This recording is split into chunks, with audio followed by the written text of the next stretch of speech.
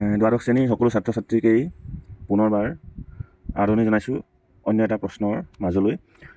প্ৰশ্নটোত আমি প্ৰশ্নটো হৈছে যে হৰপ্পা সভ্যতাৰ বা হিন্দু সভ্যতাৰ কৃষিৰ প্ৰযুক্তি কেনেকুৱা আছিলে। গতিকে আমি আলোচনাৰ মাজলৈ আগবাঢ়ি গৈছোঁ। সিন্ধু উপত্যকা সভ্যতাৰ বাসিন্দাসকলৰ জীৱন নিৰ্বাহৰ মূল ভেটি আছিলে কৃষি কৰ্ম। আমি গম পালোঁ আগতে যে কৃষি আছিল তেওঁলোকৰ মূল জীৱিকাৰ ভেটি। ইয়াৰ খনন কাৰ্যত বিভিন্ন প্ৰকাৰৰ শস্যৰ বীজ পোৱা গৈছে। যদিও যথেষ্ট সাৰুৱা আৰু উৰ্বৰ সিন্ধু উপত্যকা কৃষিভূমিত কেনেধৰণৰ কৃষি পদ্ধতি অৱলম্বন কৰা হৈছিলে তাৰ সবিশেষ তথ্য প্ৰত্যক্ষভাৱে উদ্ঘাটন কৰিব পৰা হোৱা নাই। মানে আমি ডাইৰেক্ট ক'ব নোৱাৰোঁ যে এনেকুৱা ধৰণেই আছিলে, কিন্তু পুৰাতাত্ত্বিক সমলসমূহে আমাক কিছু কথা জানিবলৈ দিছে। বৰ্তমান উপলব্ধ তথ্যসমূহ মূলতঃ খননপ্ৰাপ্ত মূৰ্তি, মানে খনন কাৰ্যত আৱিষ্কাৰ হোৱা মূৰ্তিবিলাক, মোহৰবিলাক, অন্যান্য কিছুমান সঁজুলি, খেতিপথাৰৰ যিবিলাক প্ৰত্নতাত্ত্বিক নিদৰ্শনৰ ওপৰত নিৰ্ভৰ কৰি কি কৰা হৈছে, তেওঁলোকৰ কৃষি কাৰ্য কেনেকুৱা আছিলে বা কৃষিৰ প্ৰকাৰ কেনেকুৱা আছিলে সেই বিষয়ে আমি কিছু কথা জানিবলৈ সক্ষম হৈছোঁ। আমি এতিয়া চাম মাটি চাহ আৰু নাঙলৰ ব্যৱহাৰ, এই বিষয়ে আমি আলোচনা কৰিম। ইয়াত কোৱা হৈছে যে বানাৱালী আৰু চলিস্তান এই দুখন ঠাইত মাটি চাহ কৰা মাটি আৰু নাঙলৰ ব্যৱহাৰৰ সম্পৰ্কে কিছু তথ্য পোৱা গৈছে। খননত আৱিষ্কাৰ হোৱা এটা মোহৰত জবকাৰ চিন, জবকা আমি নিশ্চয় দেখিছোঁ, হয়নে? আমি যিবিলাক সাধাৰণতে বন চাফা কৰিবৰ কাৰণে যিবিলাক ব্যৱহাৰ কৰোঁ, তেনেকুৱা জবকাৰ কিছুমান চিন পোৱা গৈছে, আৰু সেইটোৰ পৰা অনুমান কৰা হয় যে এই জবকাই তেওঁলোকে মাটি চাহ কৰিছিলে। সেই জবকাবিলাকে তেওঁলোকে মাটি চাহ কৰিছিলে। চহোৱা মাটিত শস্য কেনেদৰে সিঁচা হৈছিল সেই বিষয়ে কিন্তু আমাৰ সবিশেষ তথ্য নাই। তাৰপিছত তাত কি পোৱা গৈছে, নাঙলৰ নিদৰ্শন পোৱা গৈছে। নাঙলৰ নিদৰ্শনে প্ৰমাণ কৰে যে সিন্ধু সভ্যতাত কাঠ বা পোৰা মাটি নাঙল ব্যৱহাৰ কৰি হাল বাই খেতি কৰাৰ এক সুসংগঠিত ব্যৱস্থা আছিল বুলি কোৱা হয়। অৰ্থাৎ তাত কি কৰিছিলে, কাঠৰ নাঙল তেওঁলোকে ব্যৱহাৰ কৰিছিলে, নহ'লে পোৰা মাটিৰে তেওঁলোকে কি কৰিছিলে, নাঙল তৈয়াৰ কৰি পেলাই কি কৰিছিলে, মাটি চহ কৰিবলৈ তেওঁলোকে চেষ্টা কৰিছিলে। ইয়াত এখন ছবি দেখুওৱা হৈছে। তাৰপিছত আমি চাম কালিবাংগান। ইয়াত অলপ স্পেলিংটো ভুল আছে, তোমালোকে চাই ল'বা দেই। গতিকে কালিবাংগানৰ আৰু ৰাজস্থান, তাতনো কি পোৱা গৈছে আমি চাম। প্ৰত্নতাত্ত্বিকসকলে বা প্ৰত্নতত্ত্ববিদসকলে ৰাজস্থানৰ কালিবাংগানত প্ৰাৰম্ভিক হাৰপ্পা সংস্কৃতিৰ লগত জড়িত ঐতিহাসিক চহোৱা ভূমিৰ নিদৰ্শন, অৰ্থাৎ মাটি চহাই থোৱাৰ কিছুমান নিদৰ্শন পোৱা গৈছে। এই চহোৱা ভূমিৰ শিৰলুবিলাক মানে মাটি চাহ কৰোঁতে আমি নাঙৰে ফালি যাওঁতে মাটিবিলাক কি হৈছে, যেনেকৈ ছাইডত পৰি যায়, কিছুমান শিৰ সৃষ্টি হয়। সেই শিৰলিসমূহে এটাই আনটোক কি কৰিছিলে, সমকোণকৈ কি কৰিছিলে, কটাকটি কৰিছিলে, এই ধৰণে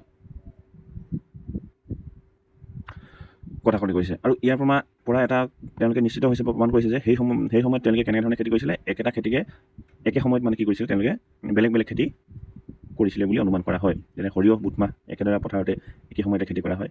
তাৰ কিছুমান উদাহৰণ আমি পাইছোঁ। ইয়াত দিয়া হৈছে যে সমকোণীয় কেনেধৰণে তেওঁলোকে মাটি চাহ কৰিছিলে, যাৰ পৰা অনুমান কৰা হৈছে যে একেলগতে একেখন ঠাইত দুবিধ খেতি তেওঁলোকে যে কৰিছিলে সেই কথাটো অনুমান কৰিব পাৰি। চিল মোহৰত ষাঁড় গৰুৰ প্ৰতীক আৰু কৃষি পৰিবহণ। তো তেওঁলোকে যিবিলাক চিল আৰু মোহৰ ব্যৱহাৰ কৰিছিলে, তাত কি পোৱা গৈছে, ষাঁড় গৰুৰ কিছুমান প্ৰতীক পোৱা গৈছে। ষাঁড় গৰুৰ চিহ্ন কিছুমান তেওঁলোকে কিছিলে আঁকিছিলে, মানে অংকিত কৰিছিলে। সিন্ধু উপত্যকাৰ চিলমোহৰসমূহত কোচযুক্ত মানে এই ধৰণৰ কোচযুক্ত ষাঁড় গৰুৰ প্ৰতীক সঘনাই ব্যৱহাৰ হোৱালৈ চাই তো স্পষ্ট হ'ব পাৰি যে গৰু কৃষিৰ মূল চালিকা শক্তি হিচাপে হাল বোৱা আৰু শস্য পৰিবহণৰ বাবে গাড়ী টনা কামত ব্যৱহাৰ কৰিছিলে। অৰ্থাৎ গৰু তেওঁলোকে কি কামত ব্যৱহাৰ কৰিছিলে, হাল বাবৰ কাৰণে আৰু উৎপাদিত শস্যসমূহ এঠাইৰ পৰা অন্য ঠাইলৈ নিবৰ কাৰণে কি কৰিছিলে, গৰু ব্যৱহাৰ কৰিছিলে। খনন কাৰ্যত পোৰা মাটিৰ ষাঁড় গৰুৱে টনা দুচকীয়া গাড়ীৰ সুন্দৰ খেলনা বা নমুনা, আমি যাক পুতলা বুলি কওঁ, তেনেকুৱা কিছুমান পুতলা কি হৈছে তাত আৱিষ্কাৰ হৈছে। তো ইয়াৰ পৰা অনুমান কৰিব পাৰি যে তেওঁলোকে ষাঁড় গৰুৰ অত্যাধিক ব্যৱহাৰ যে কৰিছিলে সেই কথা আমি নিশ্চিত হ'ব পাৰোঁ। তাৰপিছত শস্য চপোৱা, জলসিঞ্চন প্ৰযুক্তি আৰু প্ৰত্নতাত্ত্বিক সমল। শস্য চপোৱা কৌশলটো কেনেকুৱা আছিলে। হৰপ্পা সংস্কৃতিৰ বাসিন্দাসকলে পকা শস্য চপাবলৈ কি সঁজুলি ব্যৱহাৰ কৰিছিল তাৰ ওপৰত পুৰাতত্ত্ববিদসকলে গভীৰ অনুসন্ধান চলাইছে। তেওঁলোকে শস্য চপাবৰ কাৰণে কাঠৰ নাঙল লগোৱা, শিলৰ খুৰধাৰ অথবা ধাতুৰ সৰঞ্জাম ব্যৱহাৰ কৰিছিল। শস্য চপাব আমি যেনেকৈ কাঁচি ব্যৱহাৰ কৰোঁ, তেওঁলোকে শিলৰ কিছুমান সামগ্ৰী ব্যৱহাৰ কৰিছিলে। খননত তামৰ ঘূৰ খোৱা মূৰ, কাঁচিখনৰ নিচিনা এই ধৰণৰ কি কৰিছিলে, আৱিষ্কাৰ হোৱাৰ পৰা এইটো চাব পৰা হৈছে যে এইবোৰ সঁজুলি পকা শস্য চপোৱাৰ বাবে কাঁচি হিচাপে তেওঁলোকে কি কৰিছিলে, ব্যৱহাৰ কৰিছিলে। আৰু এই কাঁচিবিলাক বনাওঁতে তেওঁলোকে কি লৈছিলে, তাম আৰু ব্ৰঞ্জ, যিহেতু হৰপ্পা সভ্যতা যিটো ব্ৰঞ্জ যুগৰ বুলি ঠাৱৰ কৰা হয় বা ধৰি লোৱা হয়, যে ব্ৰঞ্জৰ সংমিশ্ৰণেৰে নিৰ্মিত কাঁচিয়ে কৃষিত শ্ৰম লাঘৱ, মানে কষ্টটো, কৃষি কাৰ্যটো কি হয়, কষ্টকৰ নহয়, মানে অলপ সহজ কৰিবৰ কাৰণে কি হৈছিলে, এই ধৰণৰ সামগ্ৰীবিলাক তেওঁলোকে ব্যৱহাৰ কৰিছিলে। তাৰপিছত আমি চাম জলসিঞ্চন আৰু জল ব্যৱস্থাপনা, খেতিত তেওঁলোকে জলসিঞ্চন ব্যৱস্থাটো কেনেধৰণৰ আছিলে তেওঁলোকৰ।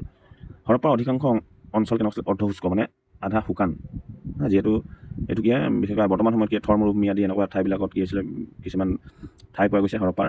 গতিকে সেইবিলাক যিহেতু শুকান হয়, তেতিয়া কেনেকুৱা আছিলে অৰ্ধশুষ্ক আছিলে, জলবায়ু অঞ্চলত অৱস্থিত আছিলে, যাৰ বাবে নিয়মীয়া বৰষুণৰ অভাৱ কৃত্ৰিম জলসিঞ্চন অপৰিহাৰ্য হৈ পৰিছিলে। আৰু সেই অৰ্ধশুষ্ক হোৱাৰ কাৰণে কি হৈছিলে, বৰষুণৰ পৰিমাণটো কম হোৱাৰ কাৰণে কি হৈছিলে, তেওঁলোকে জলসিঞ্চনৰ ওপৰত গুৰুত্ব দিব লগা হৈছিলে।